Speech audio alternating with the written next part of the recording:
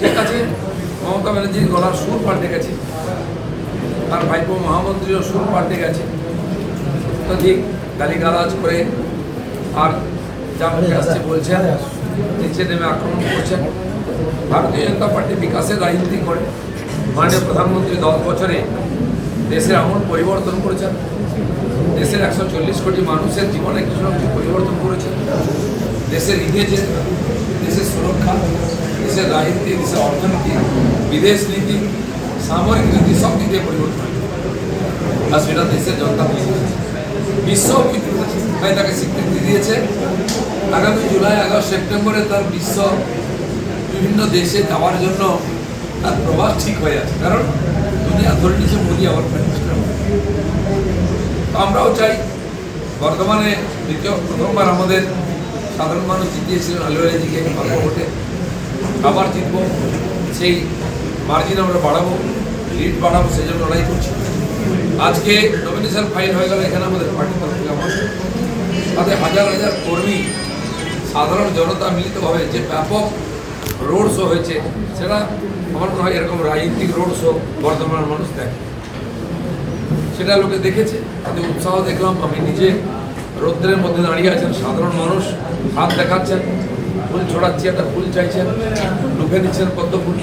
কর্মীরা নাচতে গাইতে 1 ঘন্টার বেশি সময় রৌদ্রে বিতেছেন, কাটিয়েছেন।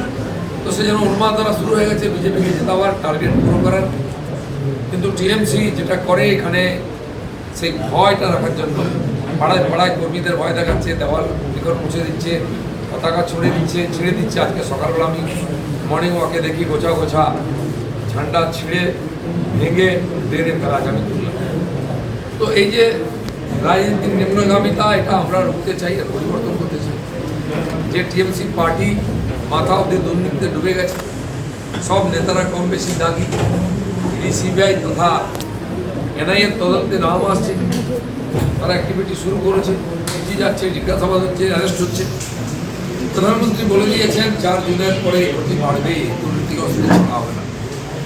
এতে ভয় পেয়েছেন ওনারা, তাই হয়তো বেশি। কিন্তু ভারতীয় জনতা পার্টি মোদীকে সামনে রেখে, উন্নয়নকে সামনে রেখে লড়াই করেছে। সাধারণ জনতার বিশ্বাস আছে মোদী, সাধারণ মানুষের জীবন পরিবর্তন।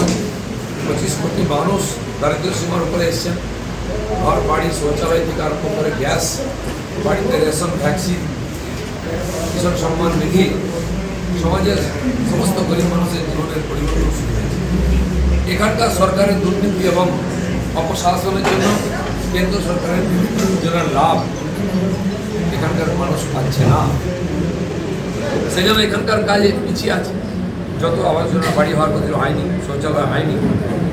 সমস্ত মানুষ এখনও, চাষিরা আজ প্রায় 70-72 লক্ষ চাষি পাওয়ার কথা, কৃষক সম্মান নিধি 40 লক্ষ পাচ্ছেন, সবাই এখনও গ্যাস পায়নি।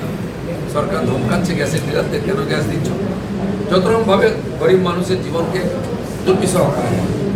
আর এই যে দুর্নীতি হচ্ছে এই কেন্দ্রীয় সরকারের যোজনায়, তাতে বঞ্চিত হচ্ছেন আমাদের বাংলার, গ্রাম বাংলার গরিব মানুষ, এসটি, এসসি, ওবিসি, মাইনরিটি, যাদের বাড়ি নেই, শৌচালয় নেই, গ্যাস নেই, যাদের খাবারের অভাব, যারা ফ্রিতে রেশন পাচ্ছেন, সেটা লুট হয়ে যাচ্ছে। এই গরিব জনতার জীবনকে আর শোষণ করছে এখানকার টিএমসি, কেন্দ্রীয় যোজনা থেকে বঞ্চিত। 100 দিনের কাজের টাকা আসছে, কিন্তু বিলি হচ্ছে না, কাজ হচ্ছে না। ফলেতে এখানকার সরকার বলছে টাকা দাও, টাকা দিলে হিসাব দিচ্ছে না, গরিব মানুষের টাকাটা লুট হয়ে যাবে। বাংলার গর্ব ছিল শিক্ষা নিয়ে, সেই শিক্ষায় সবচেয়ে বড় দুর্নীতি হয়েছে। প্রায় 3000 কোটি টাকার স্ক্যাম, চাকরি দেওয়ার নাম করে চাকরি দিয়ে। প্রধানমন্ত্রী বলেছেন গরিব মানুষের টাকা যারা লুট করেছে তাদের কাছ থেকে নিয়ে এসে গরিবকে বিলিয়ে দেওয়া। মহামান্য আদালত প্রায় 26,000 চাকরি যারা অবৈধভাবে হয়েছিল এটাকে ক্যান্সেল করেছে। তাতে 2-3 রকম সংকট তৈরি হয়েছে। যারা চাকরি করছিলেন, চাকরি চলে গেছে, তারা সমস্যায় পড়েছে। যা বেতন পেয়েছেন সুদ সহ ফেরত দিতে হবে, সেটা সমস্যার টাকা আনবেন, চাকরি করে টাকা খরচা করে ফেলেছে। কিন্তু এই যে অব্যবস্থা তৈরি হয়েছে, তার জন্য তাই টিএমসি কিছু নেতা আর আমলা, কারণ তারাই লোককে চাকরির জন্য টাকা নিয়েছেন, আর তাদেরকে পরীক্ষায় বসতে হয়নি, খাতা দিতে হয়নি, লিখতে হয়নি, চাকরি পেয়ে গেছে। মোবাইলে SMS করে তার নাম পাঠানো, স্কুলে জয়েন করা, পড়ে গেছে, এই পরীক্ষায় বসলো না। এর ফলে বহু সাধারণ ছেলে মেয়ে যারা পরীক্ষায় পাশও করেছেন তারাও এই অব্যবস্থার বলি হয়েছেন। তার জন্য টিএমসি দায়ী। তারা এখন টাকা করতে পারবেন, সেটা টিএমসি নেতাদের টাকা নিয়েছেন তাদের কাছ থেকে টাকা ফেরত দিন। আর না হলে আমি বলবো যারা পীড়িত, যাদের চাকরি চলে যাওয়ার টাকা দেওয়ার পরেও তাদের সঙ্গে আমরা আছি, আপনারা আন্দোলন করুন, আপনার সঙ্গে আছি। সেই নেতাদের বাড়ির সামনে চলুন, আমরা যাবো, তাকে টেনে নিয়ে এসে তার কাছে টাকা দেয়। এই যে বিরাট বড় পাপ আর অন্যায় হচ্ছে, দুর্নীতি হচ্ছে, তার প্রায়শ্চিত্ত দরকার। সেই জন্য যারা করেছে টাকাটা নিয়ে সুবিধা নিয়েছে, যারা প্রকৃত পরীক্ষার্থী তারা বঞ্চিত হয়েছে, যারা টাকা দিয়েছেন তারা এখন বঞ্চিত হলেন, সর্বস্ব হারালেন, আবার জমি বাড়ি বিক্রি করে টাকা দিলাম কোর্ট। সেই জন্য যারা টাকাটা নিয়েছে সেই সমস্ত লোককে খুঁজে বার করে শাস্তি দেওয়ার দরকার আছে, যেটা সিবিআই করছে। আমরা আদালতের কাছে আবেদন করব তাড়াতাড়ি এই প্রক্রিয়া শুরু করে প্রথম তাদের এক্সপোজ করুন কারা কারা এই অপকর্ম করেছে, তারপরে তাদেরকে যোগ্য শাস্তি দিন, যাতে আগামী দিনে এই ধরনের দুর্নীতি না হয়। শিক্ষা ব্যবস্থা নিয়ে শিক্ষা থেকেও সাহস, শিক্ষামন্ত্রী এর জন্য দায়ী, তিনি জেলে আছেন, আর অনেক অফিসার এমএলএ জেলে আছেন। কিন্তু এরকম হাজার হাজার লোক, আমার কাছেও এই জেলার একজন এমএলএ তার নিজের প্যাডে লেখা অন্তত 15 জনের নাম যাদেরকে উনি পাঠিয়েছিলেন চাকরি দেওয়ার জন্য, সে লিস্ট আছে আমার কাছে। আপনাদের কাছে থাকতে পারে, আমাদের বর্ধমানের এমএলএ এরকম বহু নেতা এমএলএ মন্ত্রী আছেন, এমপি আছেন, যারা লিস্ট পাঠিয়েছেন, চাকরি দিয়েছেন, টাকা নিয়েছেন। এই লোকগুলোকে